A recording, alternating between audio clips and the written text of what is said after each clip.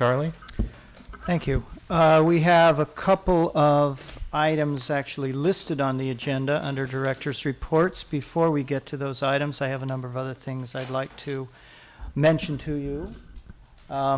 First, I want to introduce to you somebody whose name you've probably heard, but whose face you may not be familiar with, and that is Victor Gonzalez, our Chief Building Official. Victor, you want to stand up and say hello? Victor. Vic is my counterpart in planning and building. He's the building half of planning and building. Vic is the guy who makes sure that everything conforms to the building code. And in addition to that, every project that you approve passes through Victor's shop after it passes through here. And he and his staff are charged with making sure that all of your conditions of approval are complied with. You may know that on your staff reports and your conditions of approval, each condition has a name after it that says which department is supposed to monitor it. Well, it's Victor and his staff that coordinate all of that, and they're the ones who crack the whip and make sure that Public Works and Planning and Police and Fire all sign off on those conditions before building permits get issued and before CFOs get issued. So Vic is where the rubber meets the road, and thought you'd just like to meet him. He keeps construction workers' hours, so he's usually home in bed by this time, I think. He gets in the office at 7 in the morning. He's usually gone by 4 or a little thereafter, but he's around tonight, so I thought you'd like to meet him. A few other things that are happening. General plan update is getting into gear, finally. The steering committee had its first meeting a couple of weeks ago on October 12th. It was a very good meeting. Everybody on the committee introduced themselves. We were shown a slide presentation on Emeryville's history and development and general basics about the general plan and emerging themes for the general plan update.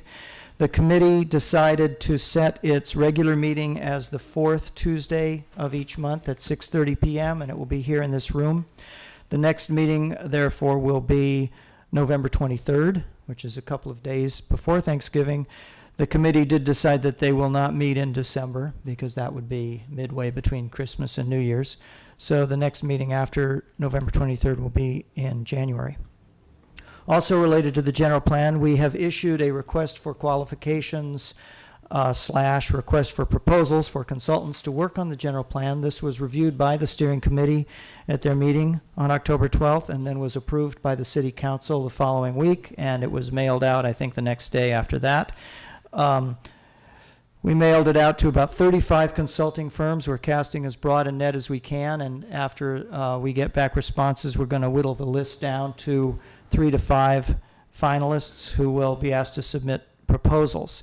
We actually had a pre-bid conference with anyone who was interested just this afternoon in this room a few hours ago. We had pretty good attendance at that, and we hope to have the consultant on board with a signed contract by February, and at that point the general plan will really kick into high gear. I want to apprise you of a couple of several environmental review projects that are just getting started also. Park Avenue plan, we have selected Design Community and Environment as the firm to do the initial study for the Park Avenue plan, and for the Sherwin-Williams PUD, we've selected LSA to prepare the EIR for that. Both of those, the contract will be going to the City Council, I believe, at their November 16th meeting. For Sherwin-Williams, we'll have a scoping meeting after the contract is approved. And then on the Oak Walk project, our planning consultant, Terry O'Hare, has completed his scope of work for an initial study and mitigated negative declaration. His contract was approved by council at their last meeting. We're just waiting for a deposit from the applicant, and as soon as we get that, Terry will get started on that initial study. That project is tentatively scheduled right now to come to the Planning Commission for consideration at your January meeting, depending, of course, on how long the initial study and mitigated neg dec takes, and that the 30-day review period can be finished in time, and also, of course, providing the initial study doesn't point to the need to do an EIR instead of a neg dec. I have a question. Mm-hmm. I think you mentioned initial study MND. Yes. Is it, we're not doing an EIR on Oak Walk? We hadn't planned to. Okay. So we'll I guess we'll talk about that later when we see the application. That's certainly your prerogative. You are the people who have to certify the document. And if you're not comfortable certifying it, you can tell us that. I guess I just have concerns, especially considering the questions that were raised over the Pixar application. And I, as everybody else, felt the MND was adequate, but there certainly were a lot of questions raised about whether it was appropriate to use an MND rather than an EIR for that assessment. And I know I have real, as opposed to primarily the aesthetic issues with Pixar, I have real concerns about the significance of some of the impacts with the Oak Walk project. I'm not sure how the rest of the commission feels about it, but I'm just, I'm concerned about whether an MND is appropriate or an EIR. And Carol, maybe this is something that we need to have some further discussion as an item on the agenda. Yeah, right. It's not on tonight's agenda, so Right. you can't really discuss it tonight.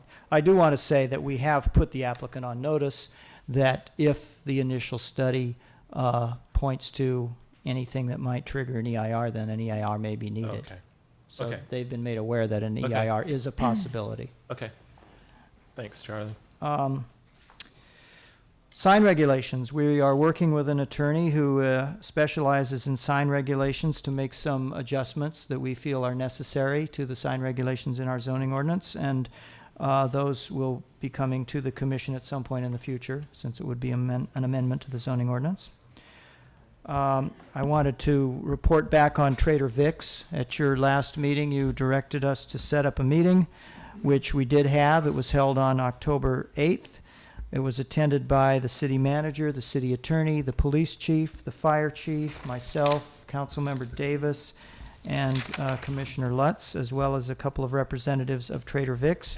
I would say there was a good spirit of cooperation at that meeting. They have agreed to work cooperatively with their neighbors to attempt to resolve the issues.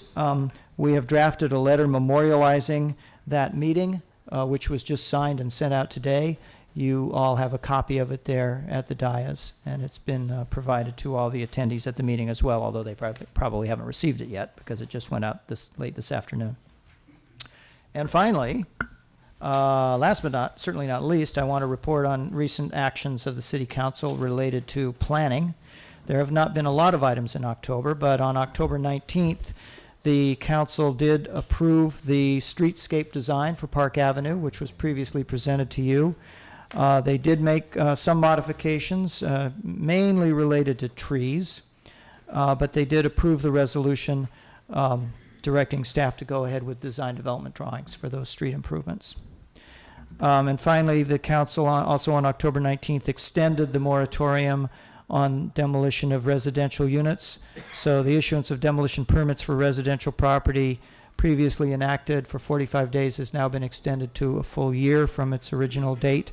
And again, exceptions to that include projects that have received Planning Commission or council approval and abatement of dangerous buildings. Other than the two items listed on the agenda, that's all I have for director's reports. If you have any questions, I'd be happy to respond.